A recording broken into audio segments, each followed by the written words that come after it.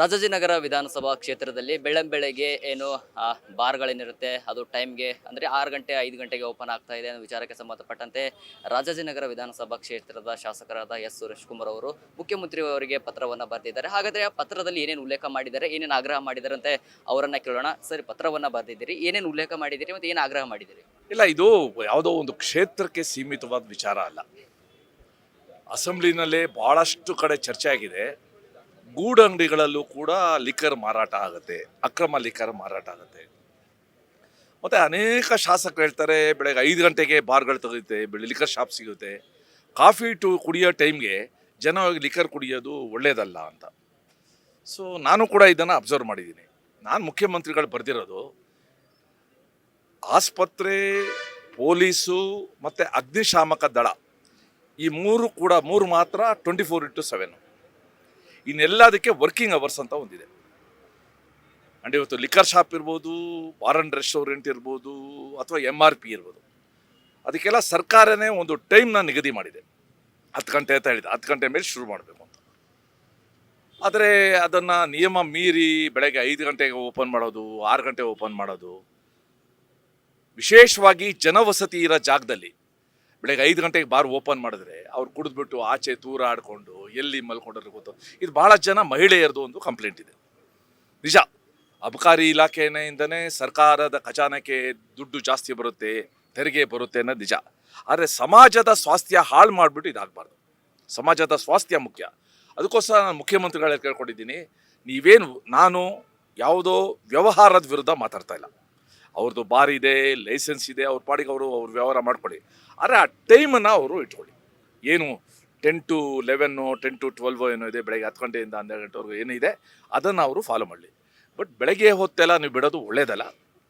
ಒಂದೊಮ್ಮೆ ಸರ್ಕಾರ ಈ ರೀತಿ ನಿಯಮನ ಅನುಷ್ಠಾನಗೊಳಿಸೋದಕ್ಕೆ ನಾನು ಅಸಹಾಯಕ, ನಾನು ಹೆಲ್ಪ್ಲೆಸ್ಸು, ಅಥವಾ ಅದ್ಯಾವುದೋ ಲಾಬಿ ಹೇಳ್ದಾಗ ನಾನು ಕೇಳ್ತೀನಿ ಅಂದರೆ ನೀವು ಒಂದು ಕೆಲಸ ಮಾಡಿ, ಈ ವರ್ಕಿಂಗ್ ಅವರ್ಸ್ ಅನ್ನೋದನ್ನ ತೆಗೆದಾಕ್ಬಿಡಿ. ಎಲ್ಲ ಬಾರ್ಗಳು 24/7 ಅಂತ ಘೋಷಿಸ್ಬಿಡಿ ನೀವು. ಅದು ನಿಮ್ಮ ಸರ್ಕಾರ. ಅವಾಗೇನಾಗುತ್ತೆ, ಜನಕ್ಕೆ ಅನಿಸುತ್ತೆ ಸರ್ಕಾರ ಇದು ದುರ್ಬಲ ಸರ್ಕಾರ, ಇದು ಸರ್ಕಾರ ಯಾವುದೋ ಲಾಬಿಗೆ ಶರಣಾಗಿರೋ ಸರ್ಕಾರ ಅಂತ ಅನಿಸುತ್ತೆ. ಅದಕ್ಕೋಸ್ಕರ ಮುಖ್ಯಮಂತ್ರಿಗಳು ಬರೆದಿರೋದು, ದಯವಿಟ್ಟು ನೀವು ಗೃಹಲಕ್ಷ್ಮಿ ಅಂತ ದುಡ್ಡು ಕೊಡ್ತೀರಾ, ಶಕ್ತಿ ಅಂತ ಕೊಡ್ತೀರಾ. ಮಹಿಳೆಯರಿಗೆ ಅಷ್ಟು ಮಾಡುವಾಗ ಆ ಮಹಿಳೆಯರ ಮನೆಯಲ್ಲಿ ಈ ಕುಡಿತದ ಕಾರಣದಿಂದ ಆಗ್ತಾ ಇರೋ ಹಿಂಸೆಯನ್ನು ಕೂಡ ತಡೆಸಿ ಅವರೆಲ್ಲರೂ ಹಾಳಾಗೋದು ಬೇಡ.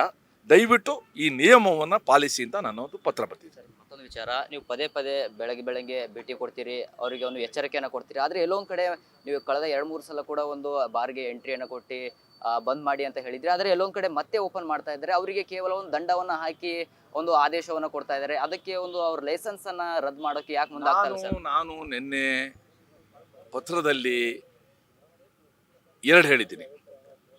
ಈ ರೀತಿ ಯಾರಾದರೂ ಕೂಡ ಸಮಯ ಬಾಹಿರವಾಗಿ, ನಿಯಮ ಬಾಹಿರವಾಗಿ ವ್ಯವಹಾರ ನಡೆಸ್ತಾ ಇದ್ದರೆ, ಒಂದು ಆ ಪ್ರದೇಶದ ಅಬಕಾರಿ ಅಧಿಕಾರಿ ಮೇಲೆ ಕ್ರಮ ತಗೊಳ್ಬೇಕು.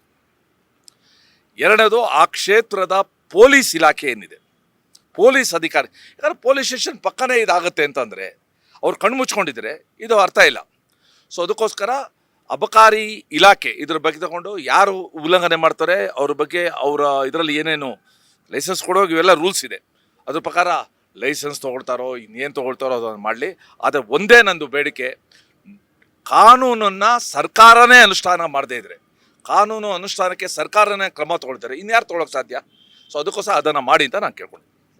ಆ ಒಂದು ಪೊಲೀಸ್ ಇಲಾಖೆ ಅಧಿಕಾರಿಗಳು, ಕೆಲವು ಅಧಿಕಾರಿಗಳು ನಾವು ಜನರಿಗೆ ಕೇಳಿದ್ರೆ ಬಾರ್ ಹೊರಗಡೆ ಒಂದು ವಿತೌಟ್ ಕ್ಯಾಮ್ರಾ ಹೋಗಿ ಕೇಳಿದಾಗ ಅಧಿಕಾರಿಗಳು ಕೂಡ ಶಾಮೀಲಾಗಿದ್ದಾರೆ ಸರ್ ಅಂತ ಹೇಳ್ತಾ ಇದ್ದಾರೆ ಸರ್. ಅದ್ರ ಬಗ್ಗೆ ಏನು?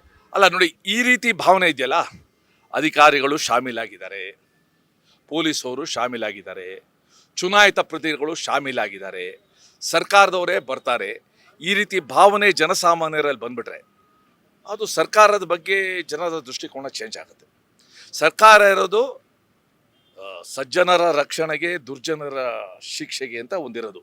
ಇವರು ಸಮಾಜದ ರಕ್ಷಣೆಗೆ, ಸಜ್ಜನರ ರಕ್ಷಣೆಗೆ ಬರದೇ ಇದ್ದರೆ ಸರ್ಕಾರ ಅನ್ಸ್ಕೊಳ್ಳೋದಾಗ, ಅದಕ್ಕೋಸ್ಕರ ಇವೆಲ್ಲ ನನಗೆ ನಿಮಗೆ ಗೊತ್ತಿರೋಕ್ಕಿಂತ ಜಾಸ್ತಿ ಸರ್ಕಾರಕ್ಕೆ ಗೊತ್ತಿರುತ್ತೆ. ಅವ್ರದ್ದೊಂದು ಇಂಟೆಲಿಜೆನ್ಸ್ ಅಂತ ಒಂದಿದೆ.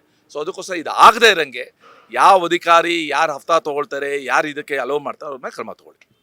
ಇದಾಗಿತ್ತು ಸುರೇಶ್ ಕುಮಾರ್ ಅವರ ಮಾತು. ಏನು ಯಾರ್ಯಾರು ಈ ಒಂದು ಕಾನೂನು ಬಾಹಿರವಾಗಿ ವಿತೌಟ್ ಟೈಮ್ಗೆ ಅನುಗುಣವಾಗಿ ಯಾರು ಓಪನ್ ಮಾಡ್ತಾ ಇಲ್ಲ ಅಂತವ್ರ ವಿರುದ್ಧ ಕ್ರಮ ತೆಗೆದುಕೊಳ್ಬೇಕು. ಜೊತೆಗೆ ಸರ್ಕಾರ ತೆಗೆದುಕೊಳ್ಳದಿದ್ರೆ ಸರ್ಕಾರ ವಿಫಲವಾಗಿದೆ ಅಂತ ತಿಳಿದು ಬರ್ತಾ ಇದೆ ಅಂತ ಹೇಳ್ತದೆ. ಕ್ಯಾಮ್ರಾ ಪರ್ಸನ್ ರವಿ ಜೊತೆ ಸಂಗಮೇಶ್ ಮಿತ್ರ, ಗ್ಯಾರಂಟಿ ನ್ಯೂಸ್, ಬೆಂಗಳೂರು.